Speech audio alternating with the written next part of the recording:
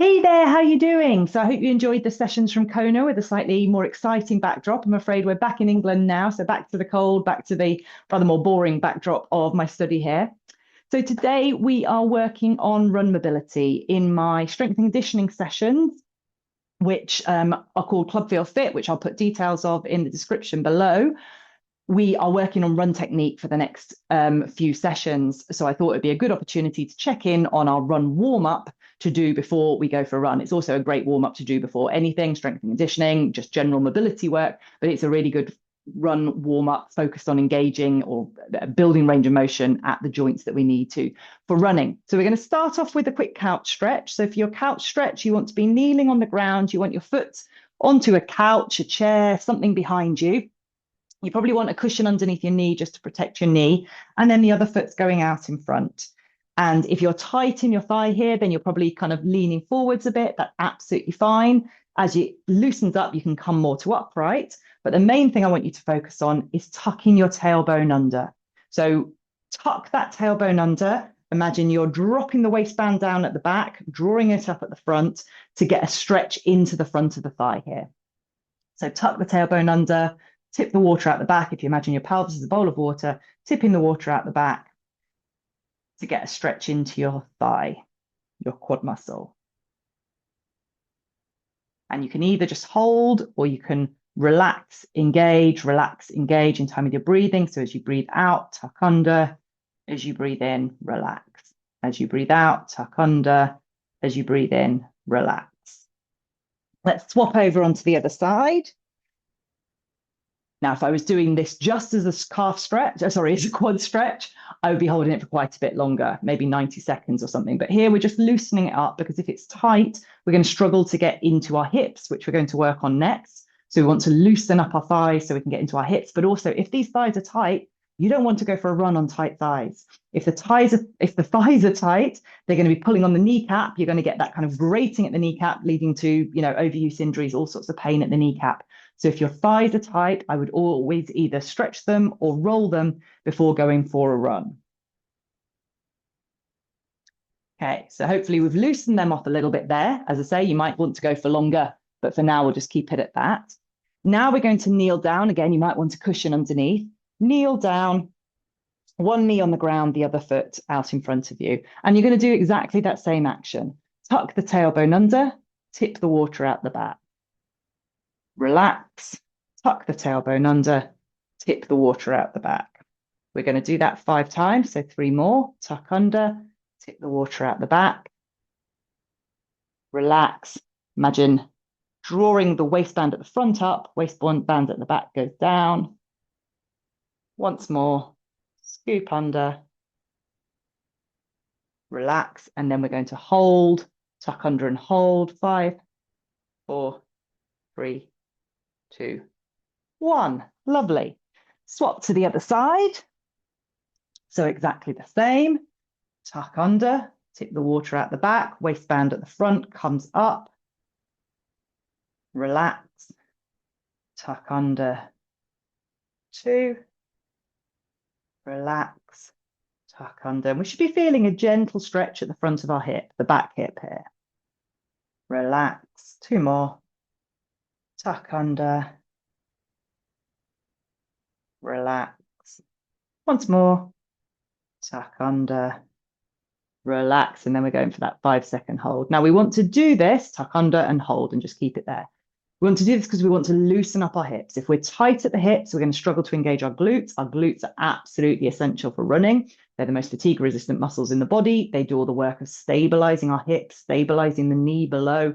So really important to help us avoid injury, to stop us from using the wrong muscles. If we don't engage our glutes, we end up overusing our calves, our hamstrings, our lower back. So we want to make sure we relax at the hips so we can engage the glutes. Next one we're going to do, still working on the hips. Go back to the first knee again. You're going to tuck under, so you're bringing your pelvis to level, and then keeping that pelvis level, so making sure we don't go back to tipping the water out the front. We're going to gently push forwards, so we're getting a sort of slightly deeper, different stretch in the hip at the back there. And then we're going to come backwards, hands down towards your feet, hips go backwards, so you're getting a stretch into your hamstring, the back of the thigh. Go in again, tuck under, push forwards, and this time put your hands onto your knee, push the knee forwards as far as you can, aiming slightly towards the little toes, and you get in a gentle stretch into your calf or your ankle. If you don't feel anything, don't worry. If you're just not too tight there, that's fine. Come backwards, hands down towards the toes, tuck under, push forwards, come backwards. Once more, tuck under, push forwards, and come backwards. Lovely. We'll swap on to the other side.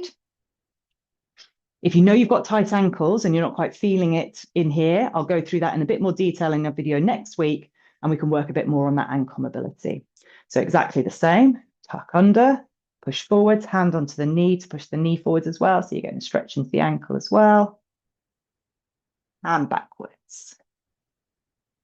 And we're going to keep on doing that. Now, what we're working on here is, again, loosening up the hip, loosening up the ankle, loosening up the hamstrings, but we're also working on our ability to extend the leg behind us while we keep that neutral pelvis. So neutral pelvis meaning that we're not tipping the water out the front. So we're keeping the pelvis level, the back leg is extending behind us. That's what we want to do when we're running. So often when we run, we end up with that leg coming back behind us, but because you carry on going, the leg comes back behind us, but because we've tipped the water out the front, we haven't actually extended the leg behind us. So we're working on loosening up the hip that's going to allow that leg to come back behind us, but keeping our pelvis level, which means we can engage those glutes, which means we're getting that full range of motion. If we haven't got this good mobility through the hip, we might find that we end up overstriding, which is where the legs come out in front of us. We might end up, hang on, let's go on to the next exercise and I'll come back to that.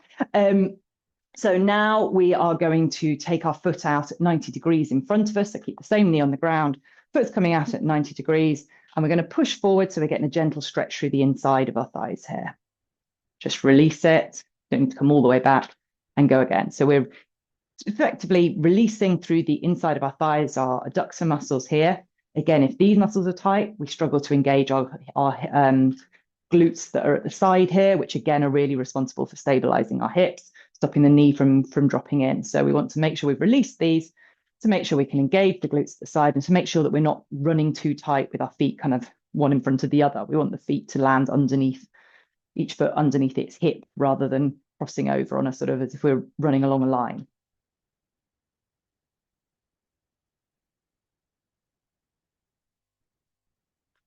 Last one.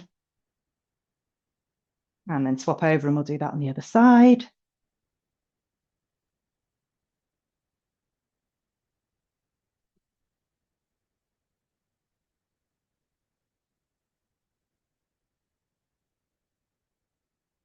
So yeah, as I was saying, if we haven't worked on those hips, either we don't get that full extension, the leg coming out behind us, so we end up instead trying to find length at the front of the stride, so we end up overstriding, which leads to all sorts of issues in terms of our knees. We're just not running with such a long stride, so we're shortening the stride, which means we don't go so fast. And it means we're not engaging our glutes so effectively, which, as I say, can lead to all sorts of issues in terms of injuries, using the wrong muscles. If you want to know more about all of this running, as I say, we're working on this all the way through October and November in Club Feel Fit. So have a look at the link below to find out more details about Club Feel Fit. It's a great time to start at the beginning of a block, but you can join at any point. You always get coaching through to explain everything that we're doing. And it's a really good opportunity to work on your running through the off season. Okay, from there, we're going to work on our thoracic mobility. So our mid-spine mobility as we run, we want some movement through here. We want to have that good movement through the upper body. So if you come back to one foot on the ground, other foot in front, and if you take the same hand, I've got my left foot down on the ground in front of me, I'm going to put my left hand out, okay? So my left hand's going in front of me, same as the foot at the front, and then my right hand is going to open behind me. Now I want to keep my hips facing forwards towards my knee and my upper body is swiveling. So in fact, rather than taking the hand behind you, let's just take the elbow. So imagine you're drawing a bow and you're turning as you go. We're going to do that 5 times. So hips stay facing forwards, upper body, rib cage rotates relative to the hips. Keep those hips facing forwards. 2. Make sure this hand doesn't swing round. 3.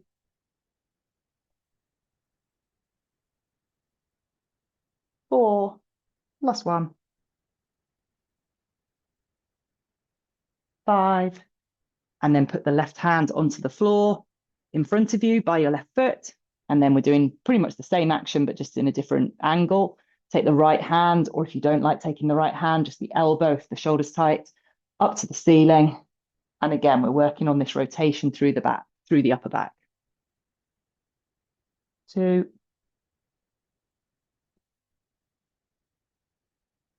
3.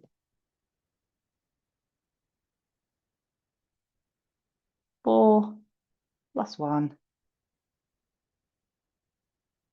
5. Swap sides. So you can just swap at the same side. I'm just going to turn so I'm facing you. So I've got my right foot in front of me, right hand out in front of me, and then I'm drawing the bow with the left hand. 1,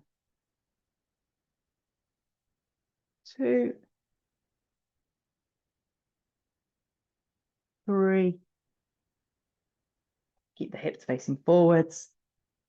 4. Think about that rib cage swiveling relative to the hips. Last one. 5.